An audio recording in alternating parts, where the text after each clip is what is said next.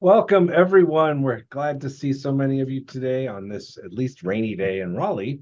It's probably raining where you are too. This is our final installment of the COABE series of webinars before we go to COABE again in a couple weeks. And then we will start this up again next year with what we learned from COABE in Nashville. So this is fostering a work readiness mindset from its session 6 of the COABE series. And you guys are going to really enjoy what the ladies have prepared for us today. I'm not going to say anything else except that we really like it when you turn your cameras on because it just seems friendlier and more fun because we can see each other, but you're not required to. And turn it over to Leigh. Thank you so much, Dan. So I concur. I think you will enjoy today's session. We do have 3 presenters for today, so I am going to skip my glowing introduction for each presenter. However, feel free to read some of their highlights of their professional background and career. I have included it within the PowerPoint slide deck, so feel free to read that following in our PD archives. So without further ado, we are going to start today's session with Katie Coleman from Rockingham Community College. So Katie, take it away. Thanks, Leigh. Well, hello, everyone. So to start us off with our work readiness discussion today, then I'm bringing you a career navigation toolkit that I hope you'll find useful as we all work to create that work readiness mindset in our classes. So this toolkit spotlights resources that I learned about at a particular COABE session I attended that flows really well in with Nichole and Amy's sharing topics today. The session was titled Workforce Development Resources for Adult Education Students.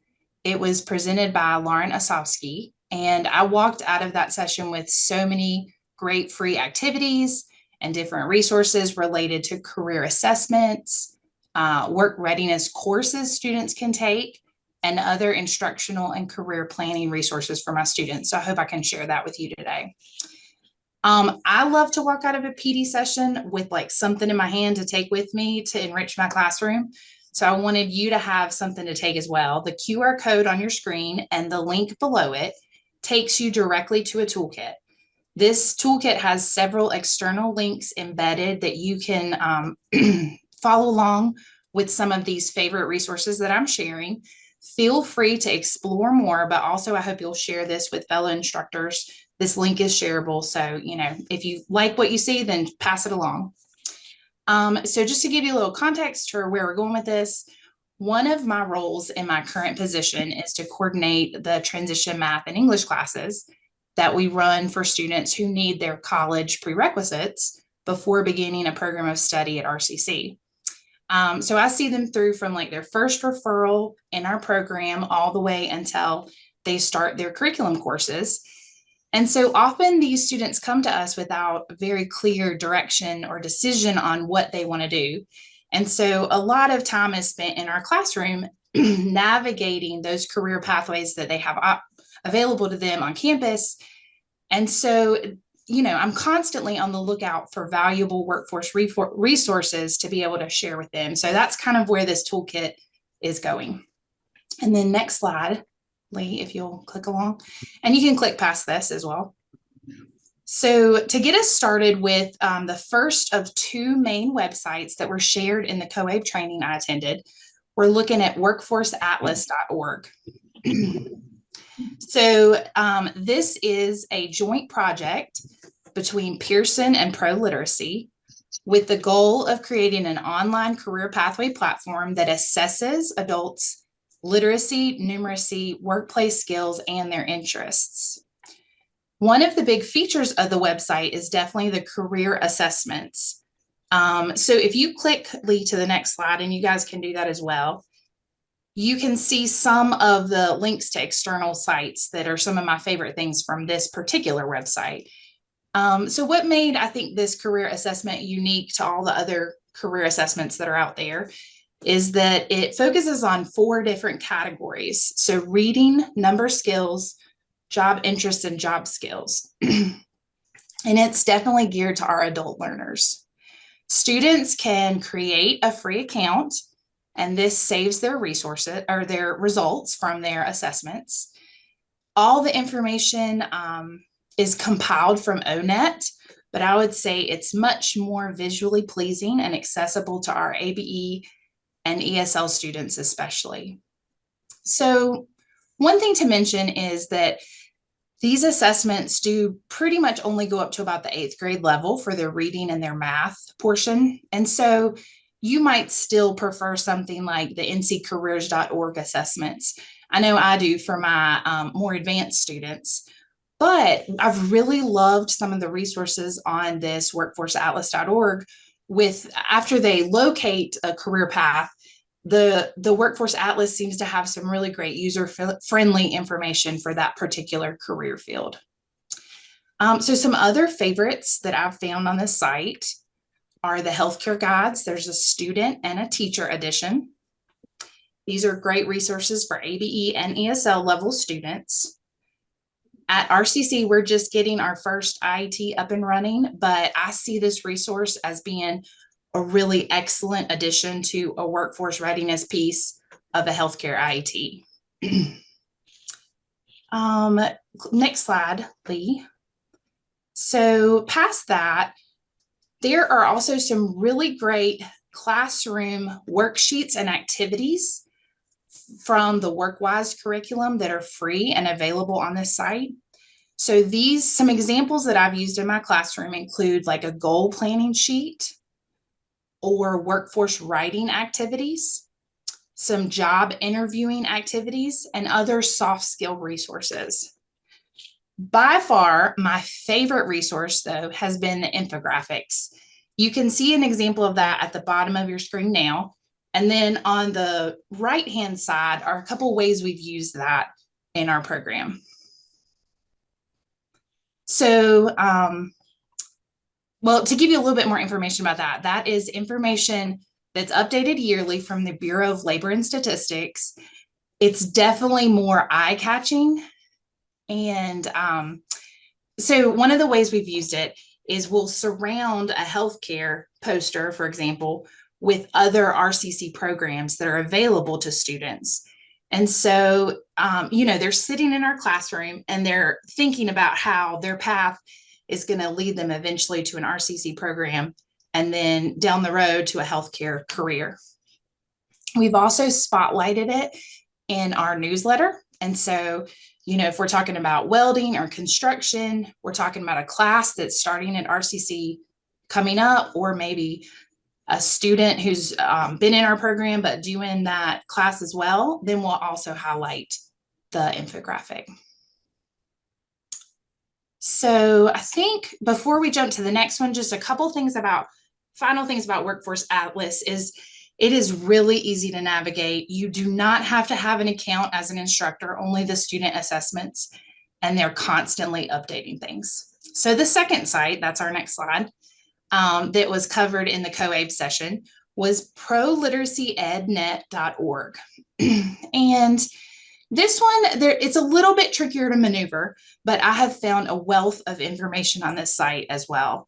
So some of the things, and you can go to the next slide, Leigh.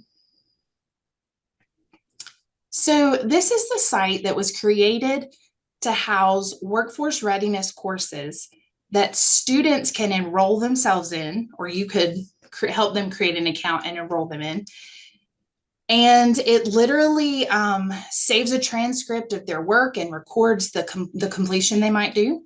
The courses last anywhere from 1 to 2 hours. There is a plethora of handouts and extra readings that are built into it that could cause students to spend, additional amounts of time. So that part has been my favorite from the website, because I've pulled some of those worksheets and used them in class activities, and they have really been some great career exploration or college planning starting points, and then we build off from there. So on the next slide, you'll see just the wealth of resources that you can get to if you're willing to navigate through this site under the browse resources and then browse all section. So again, proliteracyednet.org/workforce. It is a really great site, a little harder to maneuver through. But if you make yourself an account, you have access to all of those resources. So, and then the next slide, I just want to throw out there the nccareers.org. This was not a part of the COABE training I attended, but it has been such a valuable website in my classroom, helping students to navigate different career options and so many different activities that I want to make sure I share that. And then on the bottom left, I just have some information about the sessions that I attended that kind of came together with this. So just in closing, there's that QR code again that you can share out.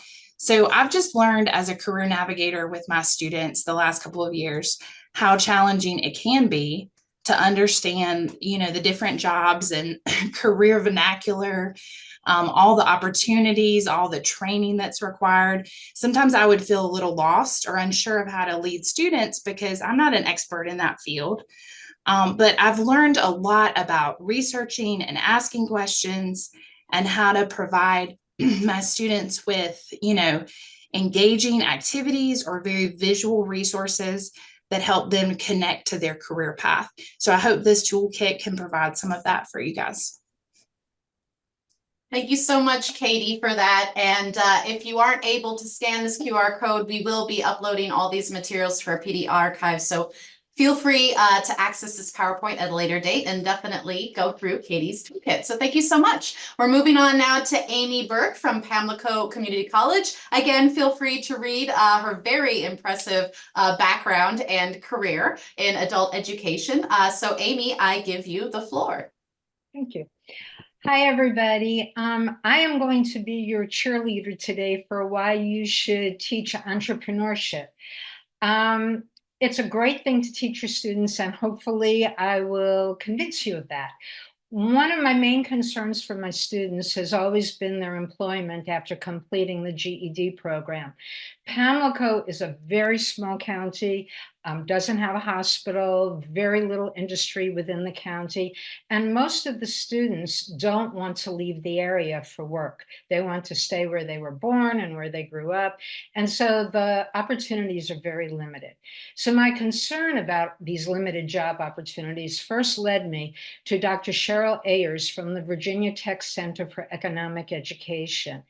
And she's a passionate advocate for teaching entrepreneurship, which I knew nothing about before I got to her course.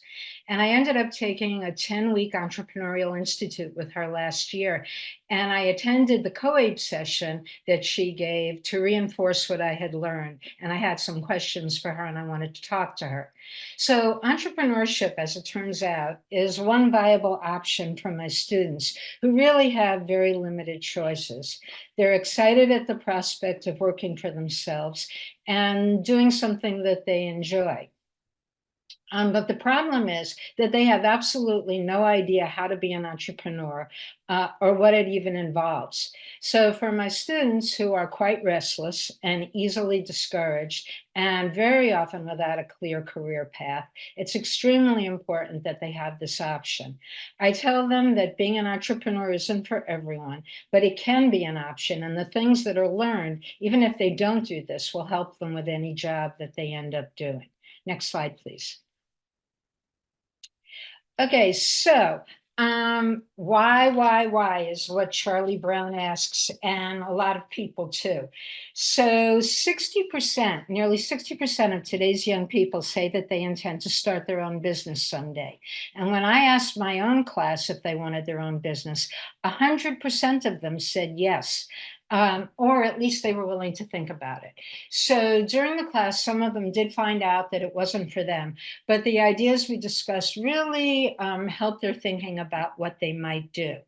I find it really interesting that one of the things that Dr. Ayers brought out was that our current education system is not really set up for entrepreneurs.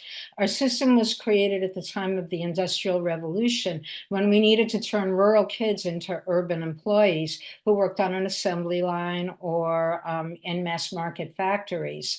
But entrepreneurship involves skills that aren't always pushed in a traditional classroom, particularly thinking outside the box and critical thinking skills, which are so important in today's work world. And finally, even if students reject the idea of becoming an entrepreneur, again, the skills that they learn in practice will help them no matter what they end up doing for employment. Okay, next slide, please. So this is what a typical entrepreneurial course looks like. And you can see that the topics overlap with the academic and workplace skills that our students need.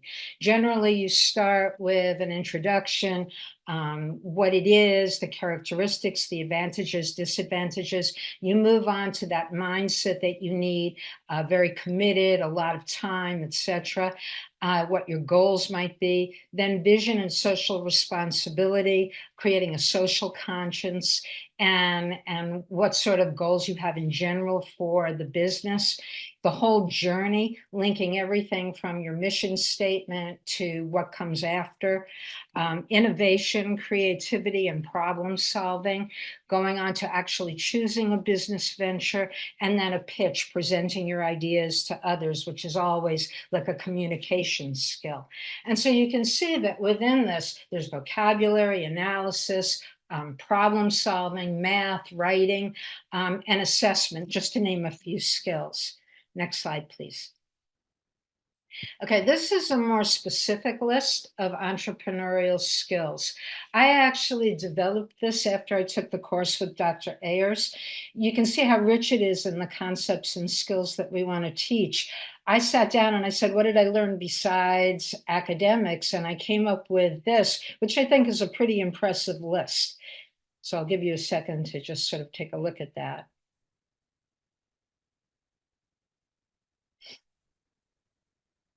Okay, next slide, please. Okay, so the overwhelming concern among the teachers that I've talked to is that there is no time to teach this along with the million other skills that need to be taught. But from my experience in the classroom, you're probably already doing some of this, and you can contextualize. You can easily integrate academic skills and entrepreneurial content. I'm very fortunate to have a dedicated time slot for me to do this, but I find myself integrating entrepreneurial skills into other class subjects. And actually, I believe Leigh is going to put some sample lessons in the chat room right now so that you can actually see what I've done with my classes just as a sample. Okay. All right, next slide, please. Okay, when I first started teaching entrepreneurship, the class picked a common problem and they outlined an imaginary business to solve the problem. And after I taught them the basics of entrepreneurship, what it is, the expectations, I revamped some of my math and reading lessons to reflect their business venture. Now, believe it or not, the problem that they were absolutely passionate about was toast. Not sure why that is, but they complained that it was either always too dark or always too light. The little dial on the toaster doesn't work well. And it was a waste of bread that they had to throw out because the toast got too dark, or it took a lot of time because they had to keep putting the toaster down again to make sure it got to the right color. So they decided that they could solve this problem by making a transparent toaster. And it was actually sort of neat. We started by reading an article about how a toaster works, and I was easily able to ask comprehension questions, and we took off from there. So that's just what my class did. Next slide, please. Okay, I want to share with you Dr. Ayers' key question to start students thinking in an entrepreneurial way. Instead of asking students, what do you want to do? Ask, what problems do you want to solve? And the result is really very amazing. When I ask my students, what do you want to do? I get, I don't know, I don't know, I don't know. But when I ask them, what problems do you want to solve? They have a list 10 miles long of things that need solving according to them. So I ask this question all the time, and it's really very eye-opening for them. I'll give you an example. Many students want to sell brownies. For some reason, they all think that they can bake great brownies, and this is a terrific business for them. So I ask what problems their brownies might solve, or what added value that they would have in the marketplace. So maybe there are no bakeries in town. Maybe their brownies have quirky flavors. Maybe their brownies are gluten-free. Maybe they're calorie-free, which would be fantastic if they could figure that out. Maybe making birthday parties are offered. And I constantly remind them that if they can't figure out what unique problem it solves, chances are the business won't work. And so I keep coming back to that question. And it's a great question because it refines what they want to do over and over again. Okay, next slide, please. Okay, you can see on this slide how one small part of a business plan, the vision statement, can be made into several basic skill lessons. So in this example, it was the vision statement, what students want their business to look like in the future. And so I had them define the word vision as it's used in entrepreneurship. Students will summarize, write, and edit a vision statement for their business, which is usually about 35 words, 2 to 3 sentences, so they get to write. Students will do some research. They'll research a vision statement for a well-known business like Starbucks or Amazon. What does it mean? Does it fit the company? How could it be improved? And then students will write an essay in which they analyze a quotation about vision. And the one that I used was someday isn't a real day like Monday or Tuesday. It's just another word for never. And then they get to explain it, use an example, give their views on whether they agree with it. And so that's a great example, I think, of how you can contextualize in your language arts class. And it fits the NCCCS adult education standards, which I have on the bottom. Okay, next slide, please. Okay, so if I haven't convinced you yet, and I'm trying, this is a summary of the sort of big picture for your students. Number one, it prepares students for an uncertain future. There's a quote, the best way to predict the future is to create it. Entrepreneurial skills will strengthen your students' skills and give them an edge in an unpredictable job marketplace. 2, it allows for creativity and collaboration. It really gives your class a chance to work together, and those opportunities aren't that frequent.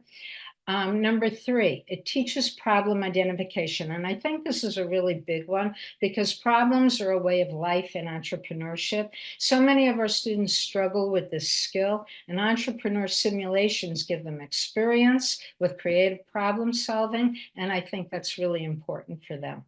Number 4, studies have shown that grit is the single most important factor for success. And entrepreneurship, you get to practice that.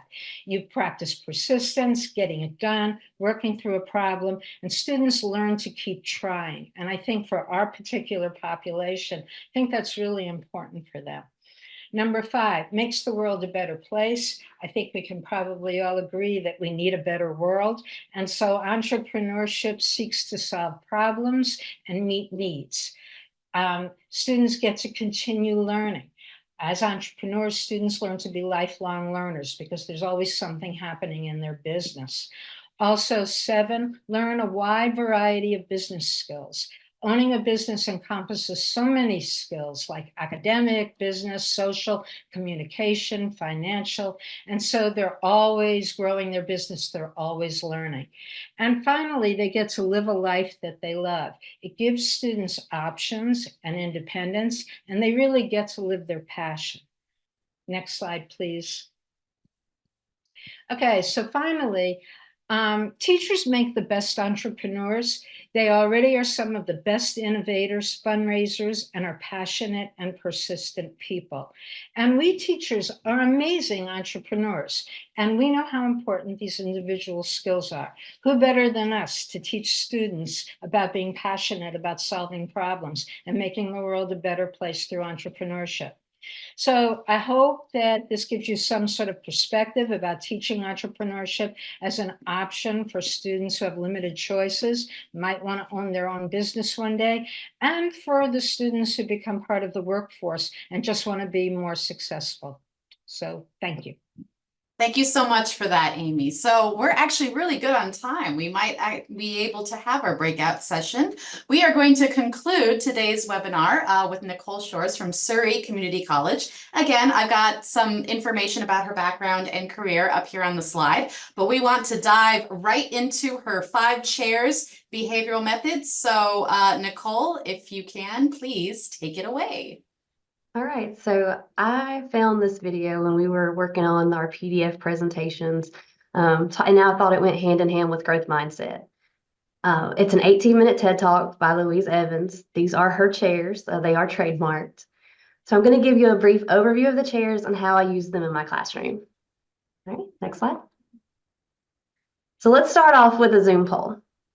And Leigh's going to launch this for me because I really don't know how that poll works. So your boss denies your vacation request. In your 5 years at the company, you have over 100 hours of unused paid time off. You save your time and you often come into work when you really don't feel like it. You gave a 3-week notice of that vacation request. The company policy is a 3-day notice. Also, you've purchased non-refundable concert tickets and a hotel for an overnight stay valued at $600. How do you respond to your boss? Now, you can respond as you, or maybe you have a student in mind. And maybe they won't respond as professionally as you would. So I want you to keep that in mind. So if you'll launch our answers, Leigh. I am trying right now, and it says I'm logged into a different computer. So I've just asked Dan if it's possible for him to launch the poll. Okay. So just give us one moment. While we figure Yeah. this out then together. Yeah. Okay, Yeah. so choice A, you can call, text, email, or go to your boss immediately and question why there's an issue with your request. Surely they made a mistake. B, maybe you'd accept that you're just out of the money and your boss needs you at work. That concert isn't a necessity and it was your fault for paying for the concert without checking with your boss first. C, wait for at least a day to pass for you to calm down and then approach your boss about the situation. D, call or text your closest coworker to see if they've ever experienced a denied leave request from your boss. Let that be the determining factor of how you proceed. E, contact your boss within an hour and set a time to calmly discuss the situation. Keep an open mind and work together to determine a solution that allows you to go to the concert, but still stay on good terms with your boss. F, ignore your boss's response and enjoy that concert. After all, you gave a notice and you have time to cover the trip. $600 is a lot of money for an educator, and PTO means prepare the others, right? G, update your resume and LinkedIn profile. Go to the concert. The vacation denial was the sign that you've been looking for to move on. All right, so let's see what our responses are. We've got 66% in so far. Okay. So most of us went with E. Oh, I'll give you like 10 more seconds. So we chose, as professionals, we chose the better of the two answers, right? We knew that was going to happen. But our students don't always make these best decisions. So let's go right into the 5 chairs and how the chairs work, and we'll revisit this later. So the purpose behind the 5 chairs is teaching us to become less reactive and more responsive. It's going to give us a chance to discuss appropriate workplace behaviors, model professionalism, and practice having difficult conversations. So Louise Evans' chairs are kind of based on Viktor Frankl's work. Everything can be taken from a man, but one thing, the last of human freedoms, is to choose one's attitude in any set of circumstances. So let's step into the first chair, the jackal chair. So the red chair is opportunistic animals. These are always looking to attack. This is where we misbehave the most. We like to blame, complain, to punish, to gossip. But our supreme game in this chair is to judge. This is the I'm right chair. So if you're looking at a jackal or jackal behaviors, the words that you might find for a jackal would include dominating, criticizing, headstrong, hasty, impulsive, reckless, easily triggered. That is the jackal chair. So let's go to our second chair, the yellow chair, which is the hedgehog chair. So in this chair, it is the opposite of the red chair in the fact that we internalize. We are the victim in the hedgehog chair, self-protecting from the dangers of what they feel is an evil world. I'm not intelligent enough. I can't do this. No one believes in me. So these are all self-doubt, low self-esteem. All of this goes into the yellow chair. We go into a victim mentality. Some other words that you could use to describe the hedgehog would be introspective, self-destructive. A lot of times they're people pleasers. And like I said, they struggle with their self-esteem. Now we're going to go into responsive chairs. So our first responsive chair is the green chair. It's the meerkat. It's the meerkat's observant, curious, inquisitive. They're able to pause the situation. They may not act on anything, but they are weighing out their options. We're anticipating outcomes of how things might play out if I do this versus if I do this. But the biggest thing here is we remove our emotions from the situation. We are thinking logically and how things play out. So this is still a really good chair to be in, even though you're not taking an action. It's better than being reactive. All right, our next chair is the dolphin chair. So dolphins are wonderful communicators. They detect things. In this chair, we become self-aware. This is directly from the TED Talk. We know who we are, we know what we want, we know where we're going, and we're not afraid to speak our truth. But we also create boundaries. We look after ourselves in this chair, and we're very powerful. This is a chair that we come into our full power. We are assertive without being aggressive. So the dolphin can be described as responsive, an effective communicator. We are self-aware in this chair. We are rational, optimistic, and we can read the room. We can detect emotions around us, and we adapt. We are professional in this chair. All right, and so our last chair is our purple chair, the giraffe. So the giraffe has the biggest heart of all land animals. So they have the longest neck, giving incredible vision. When we're in this chair, we're displaying empathy, compassion, understanding. We put our egos on the back burner, and we hold people in our presence, and we care for them. So the giraffe is all about the person in front of them. You put others before yourself. The giraffe is the ultimate leader. Visionary, empathetic, well-balanced, self-regulated, calm, open-minded, flexible. We are the best version of ourselves when we step into this chair. All right, next slide. Why do we teach these chairs? Why would you do this in your classroom? Why would you set this up? I think there's a lot of reasons to use these chairs, and it's not just to teach people how to be better workers. I think it's to teach us to be better people, better communicators. It allows our students to see how their behaviors can affect their personal life and their work life. These teach conflict resolution skills. We're using contextualized application using these real life scenarios. The engaging content allows our students to share their own experiences and build connections with others in the classroom.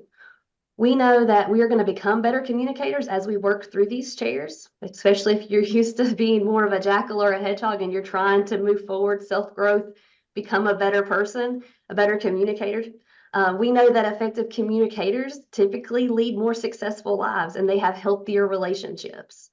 When we're operating in the meerkat, the dolphin, or the giraffe chair, those last three chairs, we are in a responsive mode and we see the bigger picture and we take things less personally. So this self-awareness makes us be the better version of ourselves. So all this reflection is good. And of course, it aligns to our content standards, right? Because we are doing reading, writing, and we're speaking, we're integrating this all together. So this is a holistic approach to workplace readiness skills. Next slide. Again, with the reflection, this allows you, the takeaway from it is, what impact am I having on other people around me? What do people say about me when I leave the room? Or am I being all that I should be, not only maybe as a worker, but as a wife, as a friend? It lets you think through all of these things. And I think just being, recognizing those behaviors and how we interact allows us to be better people overall altogether. All right, next slide. So as we go through these Zoom polls, when we look at each one of these, we can identify which animal, which chair was a response. And so, of course, the one who shoots off the mouth first thing is the jackal for A. The hedgehog is B, who's like, I'm going to go to work anyways. Yeah, you're right. I'm not even going to say anything. Just out. That's my $600 gone. C, there's your meerkat waiting. D is more of a dolphin because you at least go to your coworker. Now, you may not tell them what's happened, but you're just asking. You're probing to see what has gone on, and you're going to see maybe it's not just you that's been denied. How did they handle it? This is still a chance to grow. Your best one is the giraffe, right? Because you're not out your money and your boss is still happy with you. You keep your job. All is well. And F is another jackal. Just because that person they just don't react at all to the behavior. A jackal can still be passive aggressive, right? That passive aggressive behaviors are still jackal-like. And of course, G is too. I just put that one in there to be funny. But there are some people that are like, yes, this is it. I should just leave this job. And I'm going to let Leigh take it over to the breakout sessions. Would anyone like to volunteer what they discussed? Okay. So we actually spent the entire time talking about the first scenario. So we didn't highlight the the aspects of the second one, but That's perfectly fine. okay. So we, use that opportunity to examine the different types of chairs and approaches, and then the impact that the employee's action and the supervisor, how it has on, the individuals, but also as on the team. And so imagine that activity in a classroom with your students. How do you Right. think that might help your students if they were working through that scenario? Sure. I think that like those examples that were given were very realistic and relatable. So certainly, people that students that have been in the workforce or that can definitely relate. But also just, highlighting the values that are important, and kind of the unspoken values of work that are not always in a textbook, but they're still important. Right. So, and also, Miss Leigh, Miss Davidson. Yes. Hey, Yes. I was in the group with Don as well. And we kind of we took up the whole time introducing ourselves, and then we had to make sure we had the same thing. But That's also fine. we comment on about if the supervisor was one of those different animals. If the supervisor was the jackal, I know personally the jackal would be like, hey, you need to tighten up. They're not going to be concerned about why you're late all the time. They may ask it, but they're going to be more of like, hey, you need to be more, you need to do better at being on time. Right. And then we change your behavior. Yeah, just change your behavior, no consideration of what's going on. And as Miss Chavis in our group said, the young people say life be lifing. Because That's a good quote. Yeah, because I experienced that myself personally, working in admissions office, and my mother was in the hospital, so I was spending the night in the hospital, leaving the hospital, going home, taking a shower, changing, and coming to work. But I went on and notified my supervisor that, hey, my mother in the hospital and stuff. Thankfully, like I told them in the group, that my job and the hospital was in the same town. So all I had to do was a 15-minute drive to go home, change, and come. And most times I was there by 8 o'clock, or it might be 8:05, but they knew. And I know Miss Shea with it and also what's her name? I forgot the other girl in my group, Latasha. She's up here. Hey, she said about also when you're trying to help that your employee, you can be the dolphin and the giraffe, because you want to see, well, what's going on? Is life lifing? Is there some personal issues going on? And then another note that we also took note of, that the former supervisor said that he wasn't like this or wasn't doing this when I was a supervisor.